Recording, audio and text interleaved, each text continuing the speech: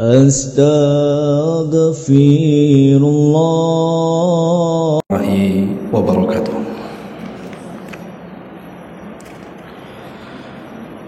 Alhamdulillah wassalatu wassalamu ala Rasulillah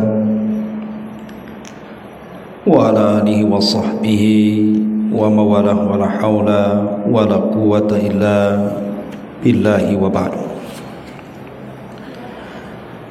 Alhamdulillah, segala puja dan puji hanya milik Allah subhanahu wa ta'ala. Salawat dan juga salam tetap kita hadiahkan kepada Rasul kita Nabi besar Muhammad sallallahu alaihi wa ala alihi wasallam. Pagi ini kita akan meneruskan kajian kita, masih membahas kitab Minhajul Muslim,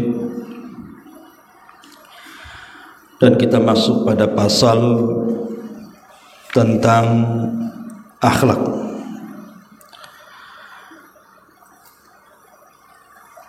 Dan di antara akhlak yang diajarkan di dalam kitab ini adalah sabar dan juga tahan daripada ujian Allah subhanahu wa ta'ala. Sering saya ulang-ulang bahwa Nabi SAW diutus untuk menyempurnakan akhlak manusia. Innama bu'istu liutammima makarimal akhlak.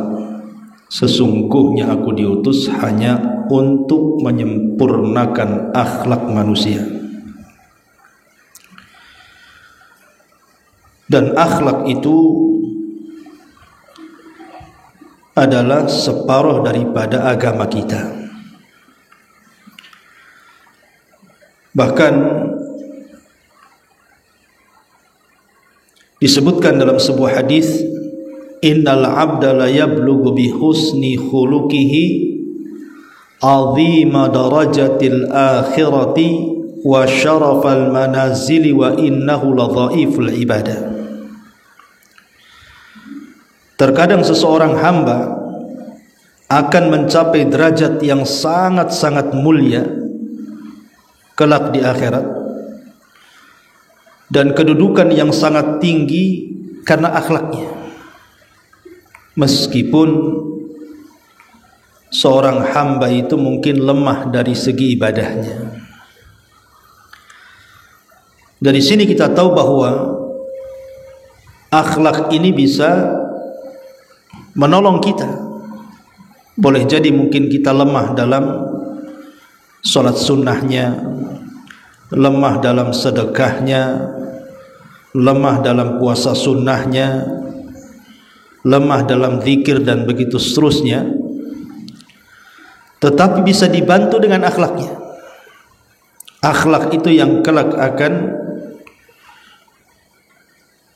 membawa kita kepada derajat yang sangat tinggi di hadapan Allah subhanahu wa ta'ala. Makanya terkadang di masyarakat ini, kadang-kadang boleh jadi mungkin dia ibadahnya kurang, tetapi karena akhlaknya baik, orang suka dengan dia. Tapi sebaliknya, ada orang yang Masya Allah ibadahnya luar biasa, tapi akhlaknya tidak baik kepada manusia. Terkadang orang tidak suka kepada dia, dan itu ma'ruf di masyarakat, kan Bu? Makanya kenapa kemudian Nabi SAW memposisikan akhlak itu amalan yang bisa memberatkan timbangan di hadapan Allah. Ma min syai'in fil mizani asqal min husnil khuluq. Tidak ada sesuatu pun di dalam timbangan amal yang lebih memberatkan timbangan di sisi Allah melebihi akhlak yang baik. Lah di antara akhlak yang baik itu disebutkan di sini adalah pada pasal keduanya, sabar dan tahan ujian. Menarik kita bicara soal sabar ini, karena sabar ini kalimat yang mudah diucapkan di lisan tetapi berat dalam pengamalan. Dan sabar itu selalu bergandeng dengan syukur, karena agama itu terbagi dua, sabar dan syukur. Sabar akan musibah yang Allah timpakan kepadanya, dan syukur dari semua nikmat yang Allah anugerahkan kepadanya. Ma'asyiral muslimat yang dimuliakan Allah Subhanahu wa taala, di dalam Al-Qur'anul Karim Allah Subhanahu wa taala berfirman di sini, ya ayyuhalladzina amanu sabiru wasabiru warabitu wattaqullaha la'allakum tuflihun. Wahai orang-orang yang beriman, bersabarlah kamu dan kuatkanlah kesabaran, dan tetaplah bersiap siaga di perbatasan negeri, dan bertakwalah kepada Allah supaya kamu menjadi hamba-hamba Allah yang beruntung. Dan Allah mengatakan wasta'inu bis-sabri was-salah, dan mintalah pertolongan kepada Allah dengan sabar dan juga salat. Dan juga Allah mengatakan wasbir wa ma sabruka illa billah, bersabarlah dan tiadalah kesabaranmu itu melainkan dengan pertolongan Allah. Dan Allah mengatakan wasbir ala ma asabak inna dzalika min azmil umur, dan bersabarlah atas apa yang menimpamu, sesungguhnya yang demikian itu termasuk hal-hal yang akan atau hal-hal yang diwajibkan oleh Allah Subhanahu wa taala. Taib. Ma'asyiral muslimat yang dimuliakan Allah Subhanahu wa taala, untuk lebih meresapi makna daripada kesabaran, saya akan mengkisahkan beberapa kisah tentang kisah-kisah kesabaran. Karena bagaimanapun kisah-kisah itu, kata Sufyan Ats-Tsauri rahimahullahu taala, adalah jundun min junudillah, tentara dari tentara-tentara Allah Subhanahu wa taala. Maksud tentara dari tentara-tentara Allah Subhanahu wa taala, maksudnya adalah fungsi tentara itu kan memberikan kekuatan. Makin banyak pasukan tentu makin besar kemenangan, makin memiliki kekuatan. Jadi kalau kita dalam posisi terjepit, banyak masalah, banyak musibah, karena memang sifat dunia itu memang darul bala, tempatnya kita diuji, tempatnya kita diberikan musibah. Maka terkadang dengan melihat kisah-kisah itu, kita bisa membandingkan musibah yang kita sekarang sedang diuji dengan musibah orang-orang dulu, dengan musibah para nabi, dengan musibah para sahabat, dengan musibah para ulama. Kita bisa bandingkan dengan mereka. Apakah musibah kita sudah setara dengan mereka? Kenapa kita tidak bisa sabar mereka sabar? Kenapa kita tasakhut kemudian menolak takdir sementara mereka menolak takdir? Itulah fungsinya kita ini membaca kisah-kisah dan mendengar kisah-kisah itu. Dan di dalam Al-Quranul Karim, kisah-kisah kesabaran terlampau banyak sekali. Saya sebutkan saja beberapa kisah dalam Al-Quran, kemudian beberapa kisah dari kisah Nabi dan juga para sahabat. Ma'asyiral muslimat yang dimuliakan Allah Subhanahu wa taala, satu kisah yang menarik dikisahkan dalam Al-Quran adalah kisahnya siapa? Kisahnya Nabiullah Ya'qub alaihi salatu wassalam. Nabi Ya'qub alaihi salatu wassalam, atau ayahanda daripada Nabi Yusuf alaihi salam, diberikan oleh Allah Subhanahu wa taala banyak musibah. Salah satu musibahnya adalah kehilangan putra beliau Nabi Allah Yusuf yang sangat dan teramat sangat dicintai. Karena sifat musibah itu, Bu, bisa berkenaan dengan harta yang masuk padanya, pangkat dan juga jabatan. Bisa juga masuk pada pasangan, kehilangan pasangan. Bisa juga masuk kepada keturunan, kehilangan anak yang merupakan jantung hati dia dan kesayangan dia. Bisa juga dalam bentuk kesehatan, diuji kesehatannya, mungkin dia sakit parah, terbaring dan tidak bisa bangun dan bergerak, dan begitu seterusnya. Karena ada 8 perkara, Bu, tidak mungkin tidak saya, ibu dan siapapun pasti melewatinya dalam kehidupan kita, ya. Makanya seorang penyair mengatakan, "Thamaniyatun la budda minha 'alal fata wala budda an tajriya 'alaihi thamaniyah, sururun wa hammun wa ijtima'un wa furqatun wa yusrun wa usrun thumma saqmun wa afiyatun." Kata seorang penyair, 8 perkara yang pasti terjadi pada setiap manusia dan harus terjadi dan mesti terjadi. Pertama, kata beliau, kata seorang penyair ini, 8 perkara itu sururun wa hammun, bahagia dan juga kesedihan. Orang itu terkadang bahagia, terkadang sedih. Wajtima'un wa furqatun, terkadang berkumpul, terkadang berpisah. Wa yusrun wa usrun, terkadang dimudahkan, terkadang mendapatkan kesukaran. Thumma suqmun wa afiyatun, terkadang sakit, terkadang sehat. Itulah 8 perkara. 8 perkara ini wajib ada pada kita.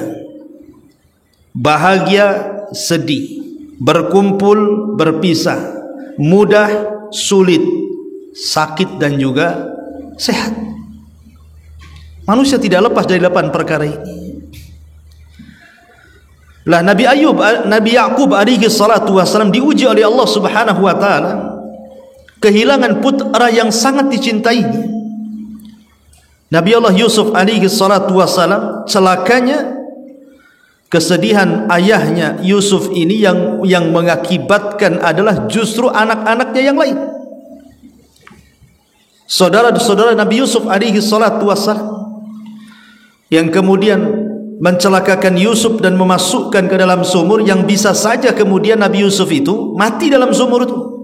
Kalau bukan karena izin dari Allah Subhanahu wa taala, Yusuf tidak mati di situ. Disitulah kemudian saudara-saudara Yusuf datang kepada ayahnya Ya'qub membawa pakaian yang sudah dilumuri darah dari darah-darah kambing. Kemudian berdusta bahwa Nabi Yusuf diterkam serigala. Makanya Allah Subhanahu wa taala mengatakan, waja'u ala qamisihi bidamin kadzib. Mereka datang membawa baju gamisnya yang berlumuran dengan darah, tetapi darah itu adalah darah palsu. Qala, maka Nabi Allah Ya'qub mengatakan, bal sawwalat lakum anfusukum amra fasabrun jamil wallahul musta'anu ala ma tasifun. Sebenarnya dirimu sendirilah yang memandang baik perbuatan yang buruk itu, maka kesabaran yang baik itu sangat indah, kata Nabi Ya'qub, dan Allah sajalah yang akan dimohon pertolongannya terhadap apa yang kalian ceritakan kepada kami. Lihat bagaimana Nabi Ya'qub alaihi salatu wassalam ketika mendapatkan kabar berita bahwa putra yang dicintainya dimakan serigala, walaupun itu informasi salah. Tapi Ya'qub ini seorang yang sudah sepuh, sudah tua. Ketika mendengar berita itu, dia hanya mengatakan fa sabrun jamil wallahul musta'anu ala ma tasifun. Sungguh sabar itu indah, dan Allah Subhanahu wa taala sajalah yang bisa dimintai pertolongannya, dan dia akan menyingkap segala yang kalian ceritakan kepadaku, katanya. Ucapan ini, ucapan Nabi Ya'qub ini adalah ucapan yang dalam. Makanya ucapan ini pula yang digunakan oleh Ummul Mukminin Aisyah radhiyallahu anha saat difitnah berzina dengan seorang sahabat. Ketika Aisyah radhiyallahu anha difitnah oleh orang-orang munafik, berzina dengan Safwan ibn Mu'attil, seorang sahabat Rasul sallallahu alaihi wasallam, padahal tidak berzina dan tidak mungkin juga melakukan perzinahan. Tetapi orang-orang munafik hendak menyakiti Nabi sallallahu alaihi wasallam dengan cara menuduh yang tidak-tidak kepada istri yang dicintainya, Ibnatus Siddiq, wanita yang merupakan putra As-Siddiq Abu Bakar Siddiq radhiyallahu anhu. Ketika 1 bulan Nabi sallallahu alaihi wasallam menunggu wahyu. Maksudnya wahyu yang menjelaskan apakah Aisyah radhiyallahu anha memang betul-betul berzina ataukah tidak berzina. Nabi terus menunggu. Bayangkan, Bu, dari seluruh istri Nabi sallallahu alaihi wasallam itu yang paling dicintai Nabi hanyalah Aisyah radhiyallahu anha. Karena di kamar itulah yang merupakan kamar wahyu, Jibril selalu turun. Dan Nabi sallallahu alaihi wasallam kemana-mana membawa Aisyah radhiyallahu anha.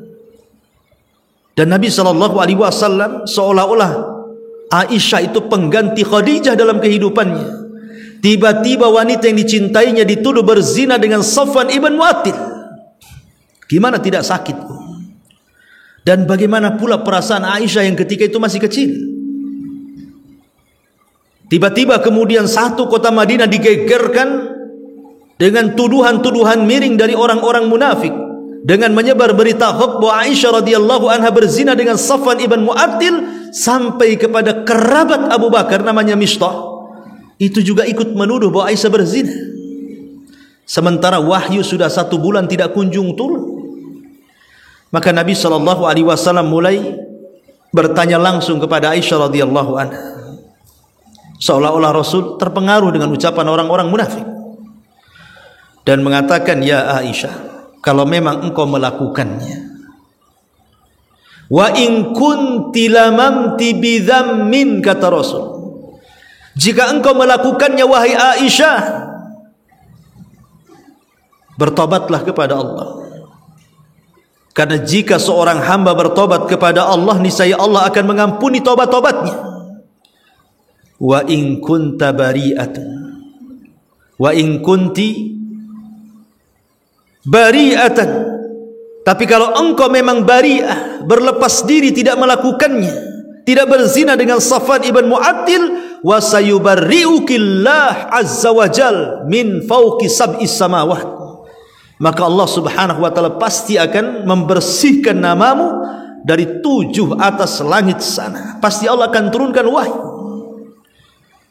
Tiba-tiba Aisyah radhiyallahu anha tidak bisa menjawab.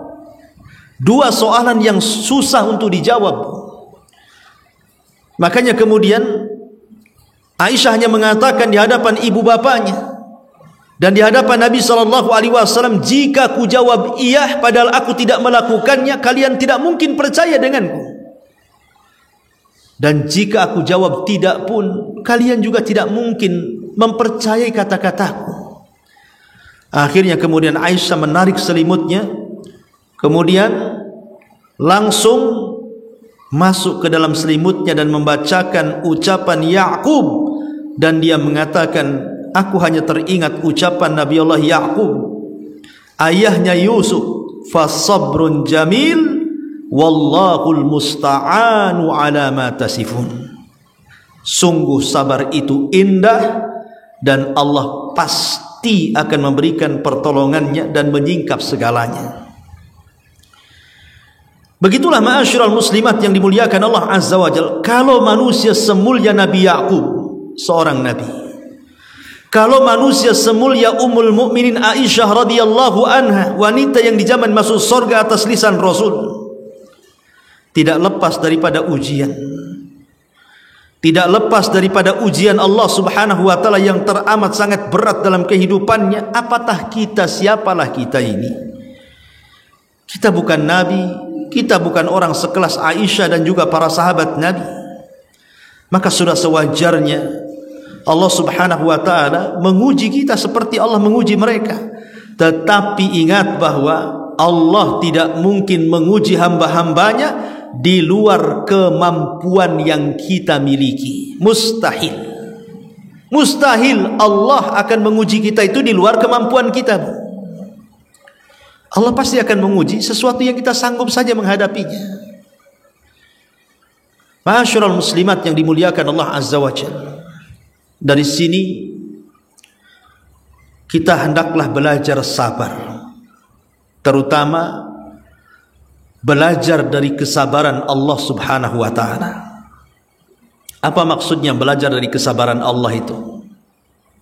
Bu, Allah Subhanahu wa taala adalah zat yang menciptakan kita, yang memberikan rizki kepada kita, yang memberikan segala kenikmatan yang kita nikmati di alam semesta, yang mampu menghidupkan dan mematikan kita, membahagiakan, menyusahkan, memberikan penyakit dan juga memberikan kesehatan.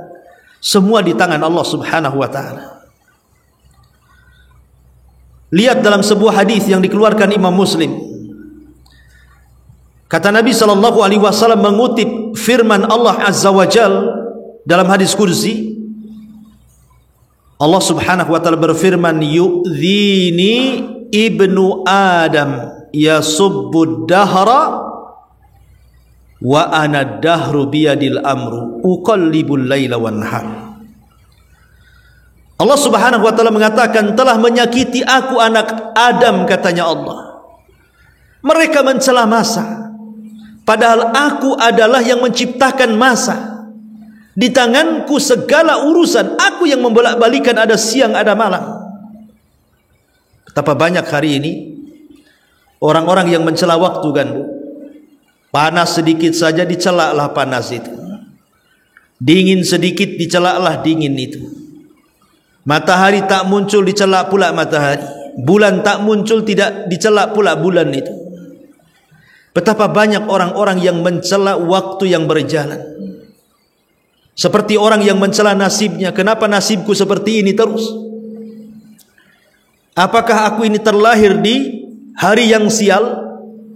Kenapa usahaku bangkrut? Apakah aku membuka usaha itu di bulan yang sial? Dan begitu seterusnya. Ketika kita ini mencela Allah Subhanahu wa taala dengan mencela waktu, hakikatnya kita sedang menyakiti Allah Subhanahu wa taala. Bahkan lebih parah lagi, orang-orang yang mereka menuduh Allah Subhanahu wa taala beranak dan diperanakkan, pada Allah mengatakan lam yalid wa lam yulad. Apa mereka tidak menyakiti Allah? Atau orang-orang yang menyekutukan Allah Subhanahu wa taala dengan berhala-berhala, apakah mereka tidak menyakiti Allah? Mereka sedang menyakiti Allah. Orang-orang yang melakukan kesyirikan dengan lisan mereka, dengan perbuatan mereka, dengan mencela masa, zaman, waktu dan begitu seterusnya, hakikatnya mereka telah dan sedang mencela Allah Subhanahu wa taala, alias menyakiti Allah Subhanahu wa taala. Pertanyaan pun muncul, bukankah Allah Subhanahu wa taala ala kulli syai'in qadir, atas segala sesuatu mampu? Bukankah Allah Subhanahu wa taala bisa mengadab orang-orang yang menyakitinya? Bukankah Allah bisa menimpakan gempa, bencana alam, banjir bandang, tsunami, puting beliung dan begitu seterusnya kepada orang-orang yang menyakiti Dia, baik dengan perbuatan syiriknya atau dengan mencelanya? Kan Allah bisa saja, Bu, melakukannya. Tapi sampai hari ini apa Ibu dengar di barat Allah kemudian kirim bencana yang menghabiskan dan meluntakkan satu negara yang mereka kurang ajar dengan Allah Subhanahu wa taala?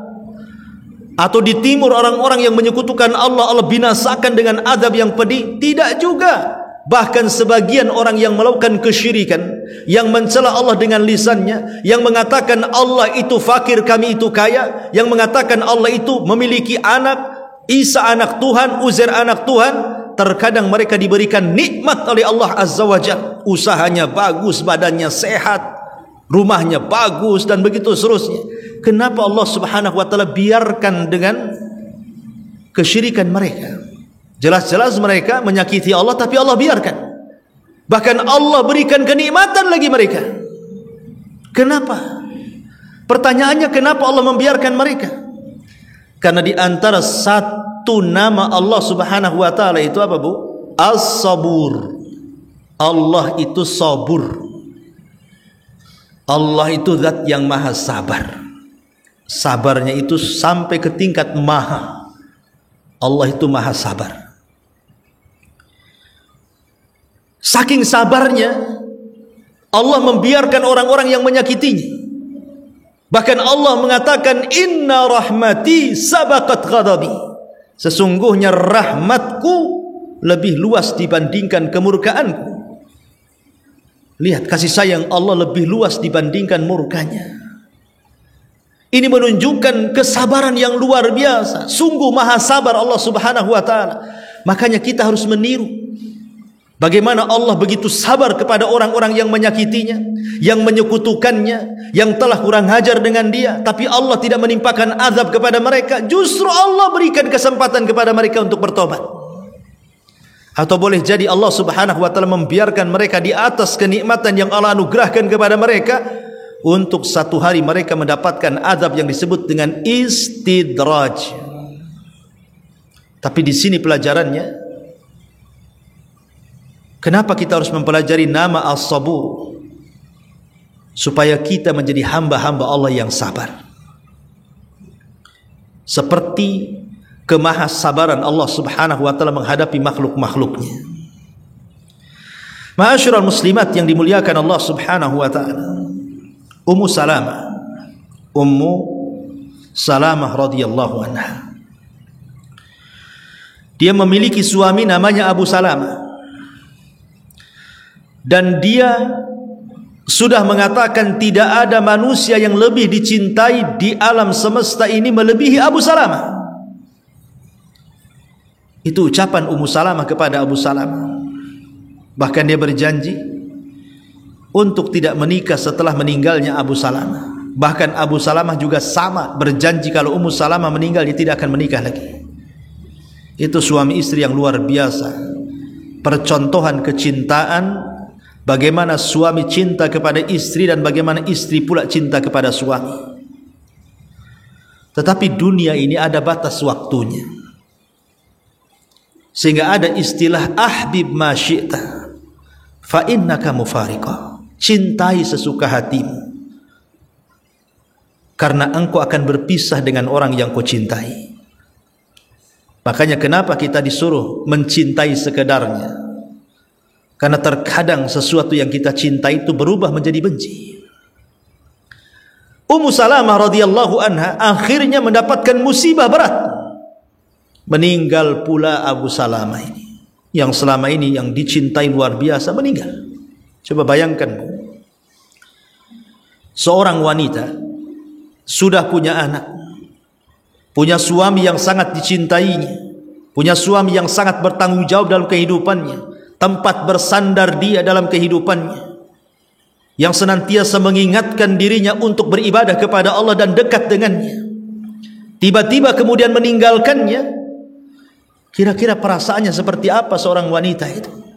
Sementara wanita itu lebih dekat ke perasaan dibandingkan kepada akalnya.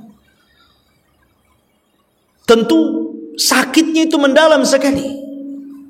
Makanya kenapa Nabi SAW memberikan pahala kepada orang yang menolong janda-janda miskin, atau dalam bahasa hadis disebut al-armalatu. Siapa yang membantu janda-janda yang miskin, yang membawa anak-anak yatim, maka pahalanya sama dengan dia sholat malam terus setiap malam, dan sama dengan orang yang puasa sunnah setiap hari dia puasa sunnah. Karena memang perasaan mereka luar biasa, dan hanya berlaku kepada para wanita. Dan hadis ini tidak berlaku kepada laki-laki yang ditinggal mati istrinya. Karena memang seorang wanita ketika suka dengan suami, tiba-tiba suami yang dicintainya meninggal dunia, betapa banyak di antara mereka yang stres sampai ke tingkat gila, ada yang sampai bunuh diri dan begitu seterusnya. Kecuali karena iman dan kesabarannya lah yang kemudian dia bertahan hidup di dunia. Ma'asyiral muslimat yang dimuliakan Allah Azza wa Jalla, maka sedihlah Ummu Salamah ini. Kemudian Nabi SAW datang menasihati Ummu Salamah dan mengatakan, quli ya Umma Salamah, katakan ya Umma Salamah, Allahumma jurni fi musibati, ya Allah berikan pahala akan musibah yang kau timpakan kepadaku. Begitulah Ummu Salamah. Ma'asyiral muslimat yang dimuliakan Allah Azza wa Jalla, ada seorang ulama bahasa namanya Al-Asma'i rahimahullahu ta'ala. Satu hari Al-Asma'i dengan kawannya sedang safar untuk thalabul ilmi. Kemudian di tengah jalan kehabisan bekal Al-Asma'i ini. Kemudian karena kehabisan bekal dia mencoba mencari-cari orang yang bisa ditemui di jalan. Boleh jadi ada yang bisa dimakan dan ada yang bisa diminum dari susu-susu kambing dan yang semacamnya. Hampir keduanya tersesat di padang pasir, dan taulah kalau sudah tersesat di padang pasir kan, kalaupun memang bisa hidup itu karena takdir Allah Azza wa Jalla. Sudah putus asa Al-Asma'i berjalan, dan itu menunjukkan kesabaran para thalabul ilmi di zaman itu. Allah takdirkan tiba-tiba dia melihat sebuah tenda. Senanglah Al-Asma'i dan kawannya ini, bisalah dia selamat dari kematian. Ketika sampai di tenda itu, rupanya ada ibu-ibu sudah sepuh, nenek-nenek yang hidup sendirian di tenda itu, dan di sekitarnya banyaklah gembalaan kambing. Kemudian Al-Asma'i datang dan mengucapkan salam, assalamualaikum. Maka ibu itu mengatakan, waalaikumsalam warahmatullahi wabarakatuh. Maka Imam Asma'i mengatakan, wahai ibu, aku ini seorang musafir yang kehabisan bekal. Ada enggak yang bisa kumakan, kuminum dari yang ibu miliki dari rizki Allah Subhanahu wa ta'ala? Rupanya ibu itu orang baik. Ibu itu mengatakan, tunggu nak, saya akan coba menyembelihkan seekor kambing supaya kau bisa makan. Tapi masalahnya saya memiliki putra. Sejak pagi dia pergi sampai petang ini tak balik-balik. Tunggulah dia datang. Nanti dia yang membantu kita menyembelihkan kambing itu, dan aku yang akan memasaknya. Baru saja ngomong begitu, tiba-tiba dari kejauhan ada dua unta berjalan. Yang satu ditunggangi orang, yang satu pula tak ada penunggangnya. Makin dekat, makin dekat, makin dekat. Kemudian tiba-tiba yang menunggang unta ini mengatakan, semoga Allah memberikan pahala akan kesabaran ibu, karena sesungguhnya putra ibu meninggal karena jatuh dari unta dan terinjak lehernya. Maka ibu itu tersedak, karena itu satu-satunya anak dia yang menolong dia. Langsung dia terdiam. Kemudian dia istirja, inna lillah wa inna ilaihi raji'un. Kemudian ibu ini berusaha menenangkan hati dan mengatakan kepada kawan dari anaknya itu, nak, bisa enggak kau turun sembelihkan seekor kambing, di depan kita ini ada dua tamu. Akhirnya kemudian temannya anaknya ini turun, kemudian mengambil pisau dan menyembelih seekor kambing. Kata ibu ini mengatakan kepada Al-Asma ini, nah, aku lihat engkau ini nampaknya orang soleh. Ada enggak kata-kata yang bisa menenangkan aku, katanya. Maka kata Al-Asma'i, iya. Kemudian Al-Asma'i rahimahullahu ta'ala membacakan satu ayat. Wa basyiris sabirin alladzina idza asabathum musibatun qalu inna lillahi wa inna ilaihi raji'un. Ulaika alaihim salawatu mir rabbihim wa rahmah wa ulaika humul muhtadun. Berbahagialah terhadap orang-orang yang sabar. Orang-orang yang apabila ditimpa musibah kepada mereka, mereka pun mengatakan sesungguhnya kami datang dari Allah Subhanahu wa taala dan kami pula akan kembali kepada Allah Subhanahu wa taala. Mereka lah orang-orang yang akan mendapatkan pujian dari Rabb mereka, kasih sayang dari Rabb mereka, dan mereka lah orang-orang yang akan mendapatkan petunjuk. Kata ibu ini, syukran jazakumullah khairan. Aku ucapkan terima kasih wahai anak muda. Hatiku sudah mulai tenang. Kemudian ibu ini pamitan dan mengatakan, nah, izinkan aku ingin mengambil wudu dan sholat 2 rakaat. Akhirnya kemudian ibu ini mengambil wudu, kemudian sholat 2 rakaat. Kemudian ketika dia sujud dengan sujud yang lama sekali, rupanya dia tidak tahan dengan kesedihan. Kemudian dia pun meninggal dunia saat sujud kepada Allah Subhanahu wa taala. Subhanallah, kata Al-Asma'i, demi Allah, aku tidak melihat wanita sesabar itu, katanya. Aku tidak melihat wanita sesabar itu. Bahkan dikisahkan oleh seorang yang bernama Abdullah ibn Zaid ibn Amr al-Jurmi. Abdullah ibn Zaid ibn Amr al-Jurmi, atau dikenal dengan Abu Kilabah. Kisah Abu Kilabah, seorang ahli ibadah dari negeri Basrah, seorang alim ulama yang ketika ditawari jabatan dia kabur ke Syam, dan Allah takdirkan dia meninggal di negeri Syam. Dan dia seorang perawi yang sangat thiqah hadisnya. Yang menarik dari kisah kesabarannya Abu Kilabah ini, jadi satu hari Abu Kilabah ini, karena dia tidak mau diangkat menjadi seorang qadhi, memang tak mau dia menjadi qadhi, menjadi hakim agung, dia tak mau, karena dia tahu bagaimana pertanggungjawaban dia di hadapan Allah Subhanahu wa taala kalau salah menghukum orang. Akhirnya dia lari ke Syam, ikut berjihad. Kemudian setelah tua, Allah Subhanahu wa taala takdirkan, Abu Kilabah ini buta matanya. Kemudian tidak memiliki kaki dan tangan. Tangannya tidak ada dua-duanya, kakinya pula tidak ada dua-duanya.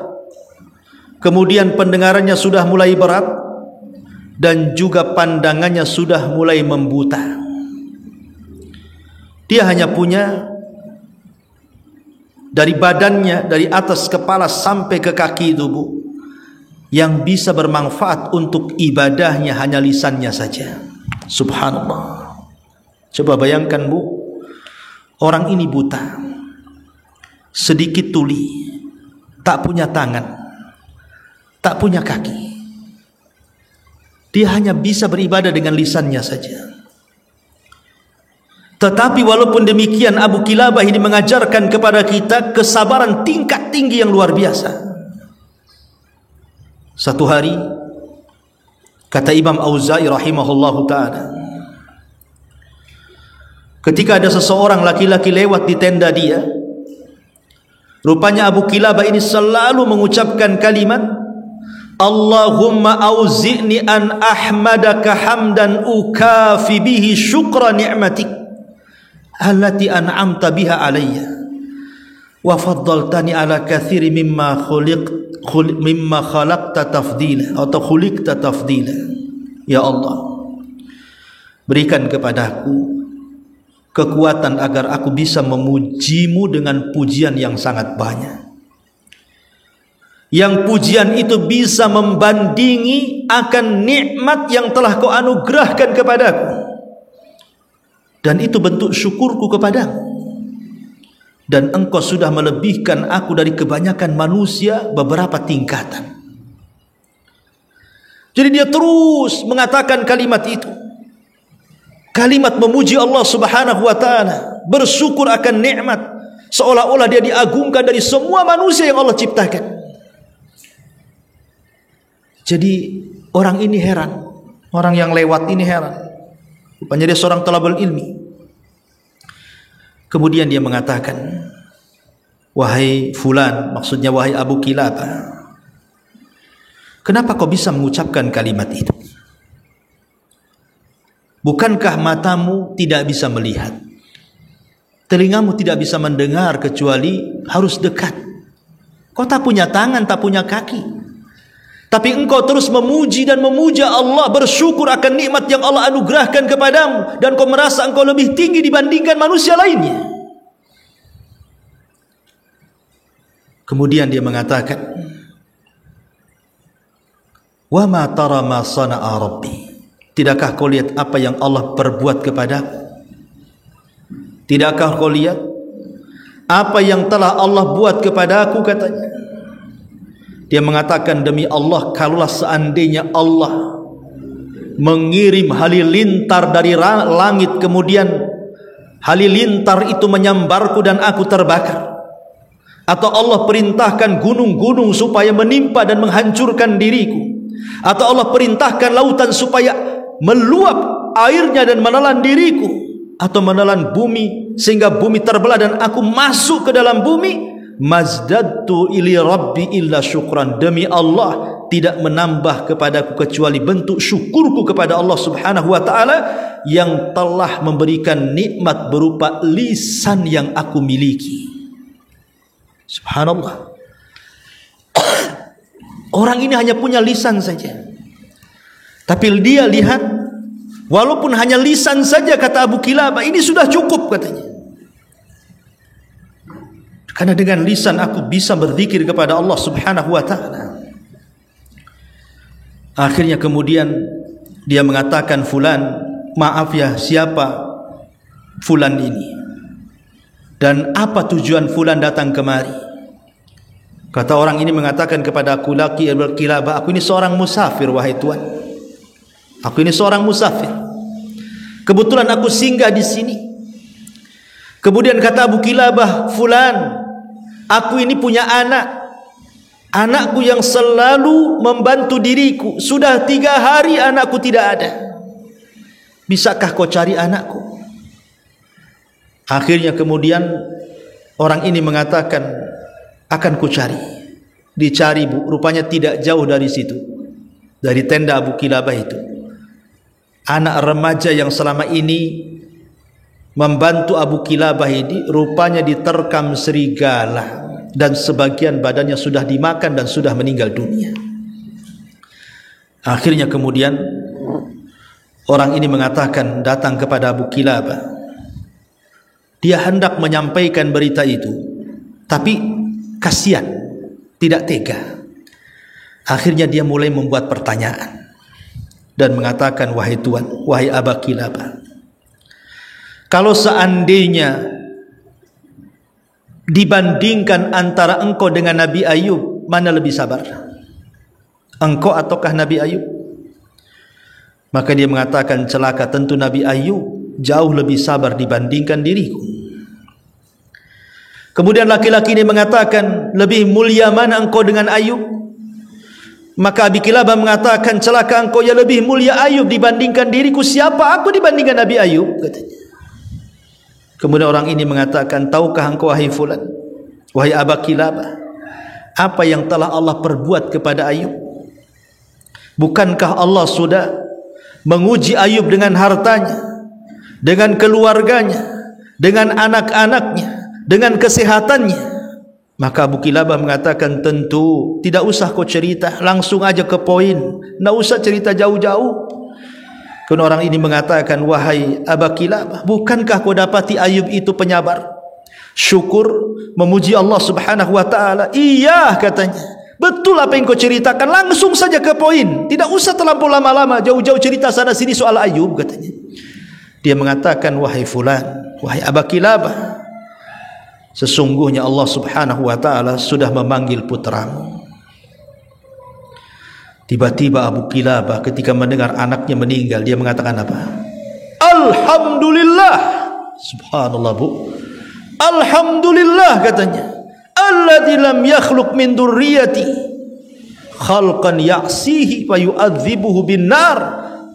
Dia mengatakan, segala puja dan puji bagi Allah yang tidak menciptakan keturunanku makhluk yang bermaksiat kepada Allah.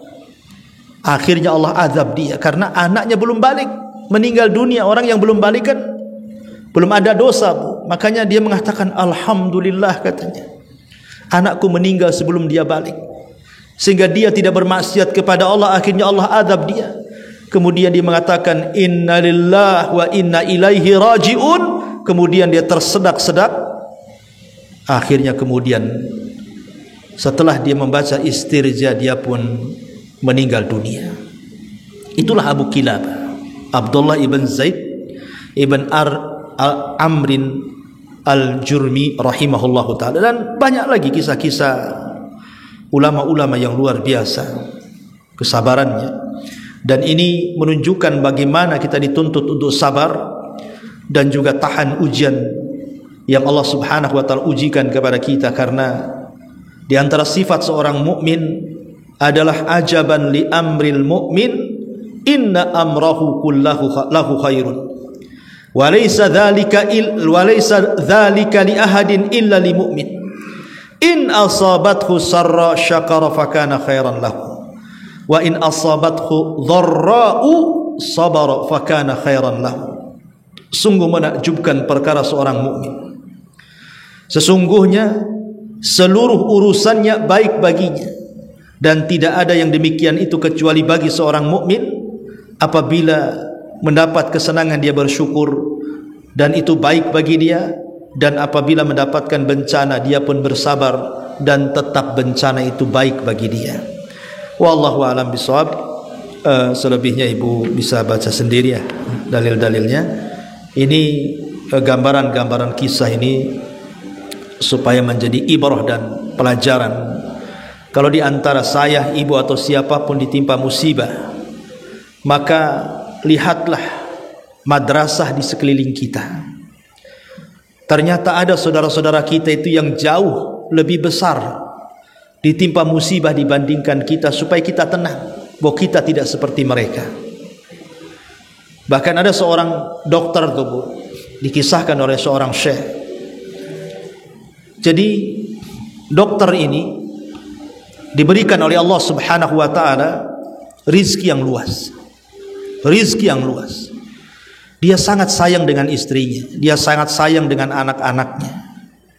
Anaknya banyak, istrinya sangat soleha, dan dia merasa nyaman dengan keluarganya. Allah lapangkan semua kehidupannya, rumahnya besar. Satu hari sang dokter ini hendak melakukan ya semacam piknik lah ya, semacam perjalanan dengan semua anak-anaknya. Bahkan anak-anaknya yang sekolah pun disuruh pulang. Jadi anak-anaknya itu ada sekitar 7 atau 8 anaknya yang laki-laki dan perempuan itu. Kemudian mengajak untuk jalan-jalan. Semua kumpul anak-anaknya. Kemudian dia pun membawa kendaraannya dengan sangat laju dan kencang. Allah takdirkan kendaraannya ini terguling, kecelakaan. Semua meninggal, istrinya meninggal, anak-anaknya semua meninggal, tetapi Allah selamatkan pula Pak dokter ini. Dia hanya lecet sedikit saja. Ketika kemudian dia sadar, di hadapannya mobilnya sudah ringsek, anak-anaknya mati semuanya, termasuk juga istrinya mati semuanya. Dia sempat terdiam, seolah-olah tidak percaya dengan apa yang dilihat di depannya.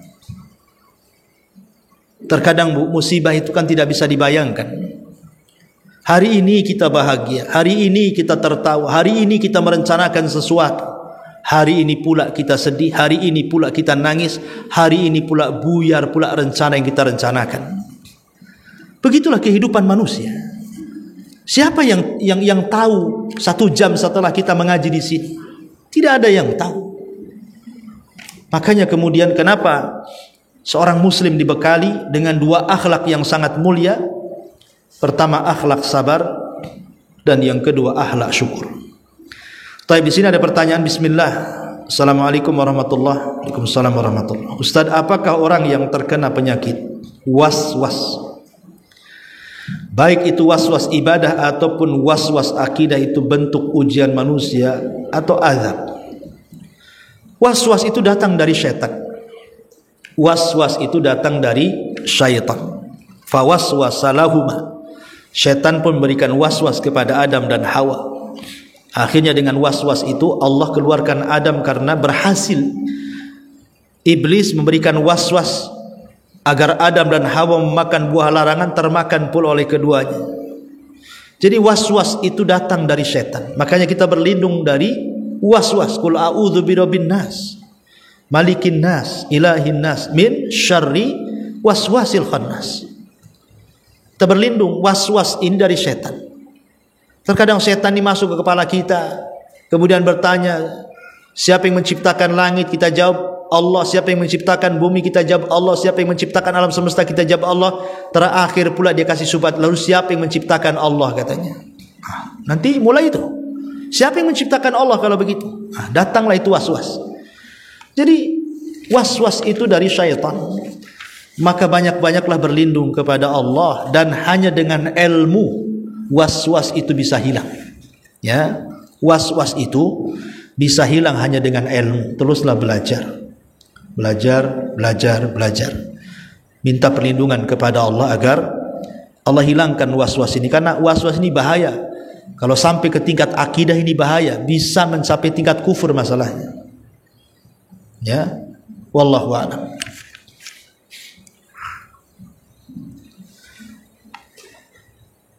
Si ada?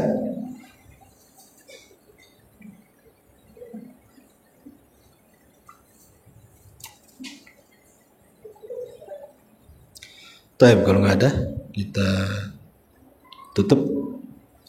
Subhanakallahumma bihamdika asyhadu an la ilaha illa anta astaghfiruka wa atubu ilaik. Allahu ta'ala. Assalamualaikum warahmatullahi wabarakatuh.